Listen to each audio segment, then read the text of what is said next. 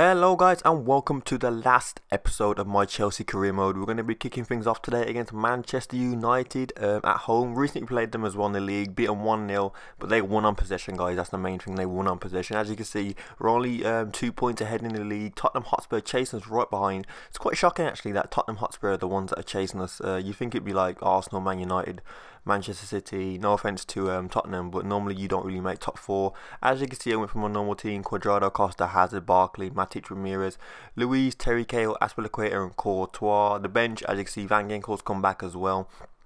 Remy on the bench, Fabregas.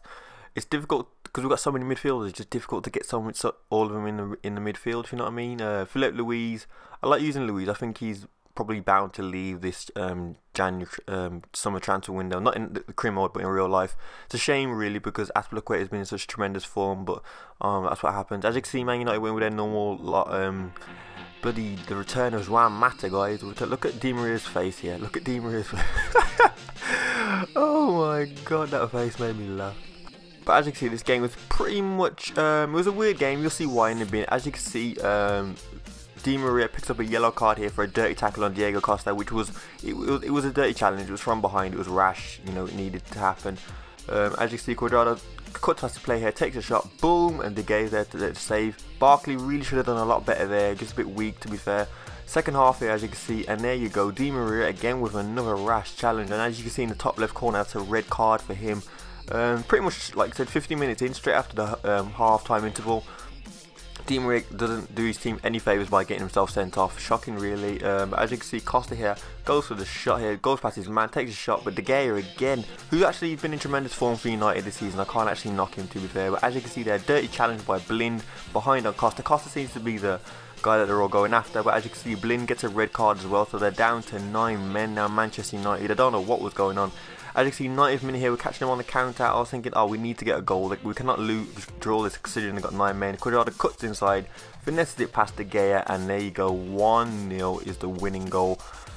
It's weird. It's a weird one because considering all the shots De Gea saved, I thought he would have saved that one. It wasn't that really difficult to save, but I don't know why, but he couldn't keep. Look, it wasn't even that close. Maybe he didn't expect it, but as you can see, anyway, brings that game to an end, picking up the victory 1-0 against Manchester United. Quite similar to the game that happened in real life, except for the red cards. Courtois clapping the fans off. He knows it's close. He knows the Premier League title is very close. But as you can see, our next game will be against Liverpool. I think the next game is against Liverpool. Actually, in the ratings, Cuadrado gets man of the match. Who had a disappointing game? I think it might have been Matic, you know, with a worst game.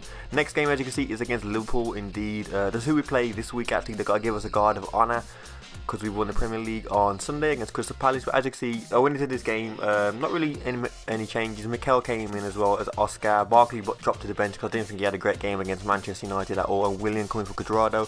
Cuadrado was a bit knackered, so I thought I'd give him a rest. If you can think of any players, by the way, guys, that you think we should sign, drop their names down below. I know a few of you dropped a few names in the previous video, but like I say, we didn't challenge that well this year in the Champions League, so we need to challenge next year. That will be the main goal. So we need to sign a few decent players there. As you see, Liverpool with their standard team: Mignolet, Johnson, Sacco, Skirtle, Monreal, Sterling. I don't think they're going any major signings, not that I can see. No, I can't see any signings there. But as you can see, Oscar cuts inside here, takes a shot, boom, and what a bloody miss at it. He really should have put that away. Oscar disappointing. He hasn't had the best of seasons this year. Start of the season he was great, but he sort of slacked off towards the end. But as you can see, he was dominating the game, to be fair. Like, Liverpool couldn't get close. Look at that for a passing move. That was all one-touch passing in. And again, Oscar needs to put the shots away. At half-time, they bring on, is that Joe Allen? Is that Joe Allen? It looks like Joe Allen. I think it's Joe Allen. I'm not too sure. As you can see, I brought on Shirley for William as well in the top right corner. Hazard, anyway, bobbing and weaving, cuts inside. They can't really handle his dribbling skills. Cuts inside and then just finesses it past Mignolet to make that 1-0 to us. Get in. Hazard, the man. The man. It pains me to say this, but I can actually see him Hazard actually Barcelona or Madrid bound one day. If he wants to become the best player in the world, he's going to have to, I don't know what the word is, he's going to have to move, sadly. I don't want to say it, but he's going to have to. As you can see, they get really close here. I think that's Joe Allen, just slides it wide. They get another chance here, the ball comes in, but look at that, Courtois catches it like a beast that he is, and that's going to bring the game to an end. Picking up the victory 1-0, that's 1-0 against Manchester United and 1-0 against Liverpool at 6 vital points because they are very difficult teams to actually beat, so I'm actually glad we actually beat them. Just in case you missed it at the start of the episode, this is going to be the last episode of this season. The next episode of this will be like a transfer special thing where we're just going to go out and sign players, think where we need to strengthen. Like I said, it is Chelsea Football Club, so it's going to be a lot different to my Wolves career mode where we only get a little bit of money to spend, where in this Chelsea you get quite a bit relatively. It's around a 40 million mark, I imagine. A few players might leave as well, so we have to take that into consideration. But as you can see there, the stats, we pretty much dominated Liverpool. We probably deserve to win overall. Next game was against West Brom, they're a very good team under Tony Pulis, but I don't think they're under Tony Pulis in this game. I think because I started the game before the update in January, I think they had, I forgot his name, is it Irwin? Was it Dave Irwin? I think it was Dave Irwin. But as you can see, West Brom, they're not a rubbish team at all. I said I struggle against them when I play my Wolves career, but as you can see, we're pulling away from Tottenham now, 6 points ahead in the league. West Brom are 11th, which is quite good actually for them, to be fair. That's quite good for them, but like I said, we're top of the league. I think a victory here might actually push us over the line, if I'm right. 6 points too. Yeah, I think a victory here might just be enough. I can't remember what the goal difference was. But as you can see, yellow kit, which I like. I like that yellow kit. Won't be Samsung next year on the kits. It's going to be Yokohama, the tyres. That's going to be good. Like I said, they have some really good players, West Brom do. Minoru I like as well a lot. Adai, Sessegnon. Sessegnon's one of them players who he's like, he can have a really bad game and be really poor, or he can just shine in the game and be one of the best players on the pitch. He reminds me a lot of Nannies, to be fair. But as you see, he went with a normal team. William, Costa, Eden Hazard, Barkley, Matic, Oscar. Thought I'd play Aki and Zuma in this game as well. Thought I'd give him a chance to roam around.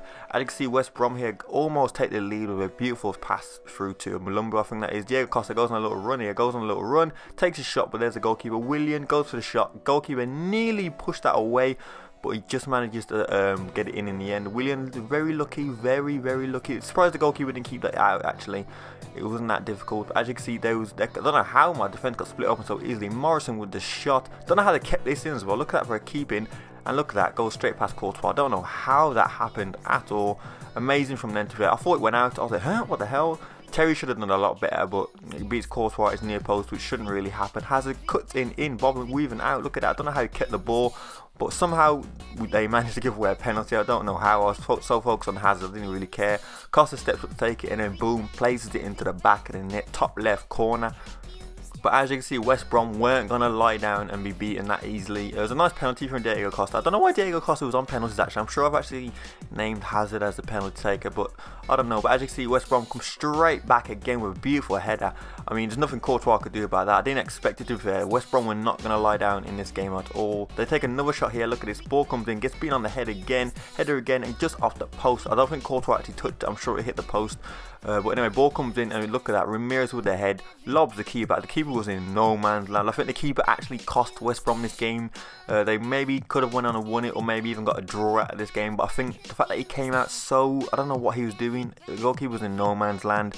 I think he cost West Brom the game there. Look, he sort of came out, hesitated, he's like, no, and I think his own player gets in his way as well. So that's a shame. Anyway, it's going to bring that game to an end. Difficult game as well, which was a lot more difficult than against Liverpool and Manchester United, I might have to say. But picking up the victory, 3-2 in the end. I think that pretty much secures us as the Premier League champions now. We are pretty much safe, done. That's it, we've won the league. Yes, I actually remember watching this thinking, oh, are they going to have any celebrations? Are they going to have anything? But there wasn't anything there. So Ramirez, Diego Costa and William with the goals. So it all got spread out. Are they all Brazilian? Yeah, Brazilian, if you want to count Diego Costa as a Brazilian, because that's where he was actually born. But as you can see, William gets the man of the match performance. Zuma didn't do that great, neither did Aki. They need to step it up really if they want to be in this team. Neither did Ivanovic, but I don't see Ivanovic staying here, especially after the whole contract situation. If you missed that, it's a few episodes back. He wants a higher wage, and I just don't think he's at that age now where he like, I don't really want to offer him because he's not really on high wages. I think he's like 32 or something like that.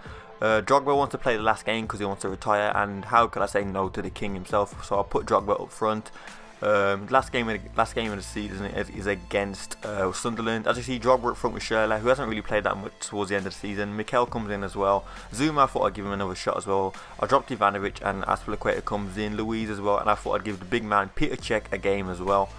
Sunderland, who are in a relegation battle this season, are a very good team. I'm surprised they're that low, actually, to be fair. I know they beat us last year at the Bridge, ended our home record. But as you can see, Fletcher, who I think is a very good player, used to play for Wolves. Jack Rodwell, who's one of the most promising English midfielders ever. I remember Chelsea were linked with him at one point, and I think his career's gone downhill. Adam Johnson, don't really want to say anything, underage. But as you can see, Drogba, I was trying to get Drogba that goal. I really wanted to get Drogba that goal. That was my main mission, because we already won the league. I didn't really care. I just wanted to get Drogba that goal. Peter check there, throws the ball. I don't know why I put that highlight in there. There's nothing really. Like I said, that was a tame shot from Fabregas. Schürrle, who likes a shot, boom. The goalkeeper parries it wide, but unfortunately it didn't land. There's lots of highlights in this game. Bloody, I don't remember putting this many in there. But as you can see, the header comes in, and in the end, I thought I'd make a few subs. I've brought on Lewis Baker and Cuadrado. You know Lewis Baker, youngster. Hopefully, I might push him towards next season. Fabregas gets unlucky there. Maybe should have put a bit more power in it. Coming towards the end of the game, and the shot comes in off the post, and who's there but the king himself, Didier Drogba, 90th minute winner. You couldn't write it, guys. You couldn't write it. The script was made for him. Celebrate it. I'm just glad he got his goal. I was going to take him off at one point, but I thought, nah, I'll leave it on. He gets a bit lucky with the rebound, but he manages to put it into the back of the net anyway. Bloody look at that. Oh man, Didier Drogba. So we're going to have to sign a striker as well in the summer. So guys, if you can think of a striker that we should sign in the summer, please drop the names down below. It doesn't have to be a world-class striker. It can just be someone who's a third tier, not say third tier, but like someone who's happy to be a squad rotation player who won't always play, because we have the likes of Remy and Costa, and I don't want to go out and sign a Lewandowski or someone in the high caliber, and they're not going to play. So like I said, if you can think of anyone, just drop the names down below. Like I said, a striker, but it doesn't have to be world class. As you can see, we won the league. Here's a celebration for you guys, what you guys wanted. John Terry, the captain, going up. We're going to be seeing this on the last day of the Premiership as well. Aspilicueta has been a beast for me this season. Like I said, there will be a few outgoings in the summer as well, and a few youngsters going out on loan. Premiership champions of 2014-15 season is Chelsea. William, what are you doing in your tracksuit, man? Take it off, man. And as you can see, anyway, we lift up the trophy. Woo! Woo! But anyway, that's it. That's going to bring this season to an end. Anyway, like I said, if you can think of any players that we need, especially a striker, guys, that's the main one that I want. I really want a striker. Like I said, with Drogba retiring, and we've already got Remy, Remy does the job for me, and Diego Costa.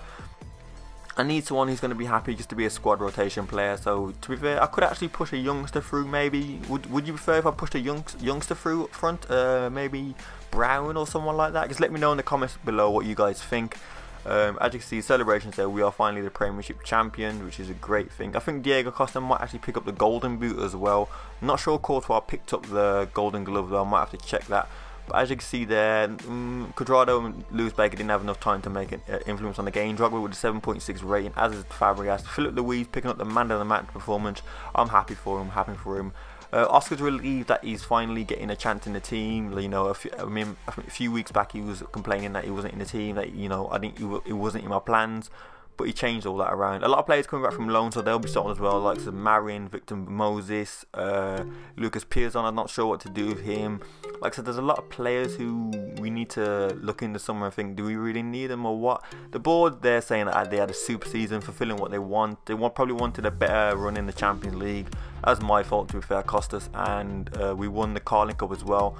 I can't remember what happened in the FA Cup. I can't remember who we went out to in the FA Cup. I might have to look into that. But anyway, it's going to bring this episode to a close, and I'll see you guys in the new season. If you did like it, guys, please give it a like. And if you guys are new around here, don't forget to hit that subscribe button.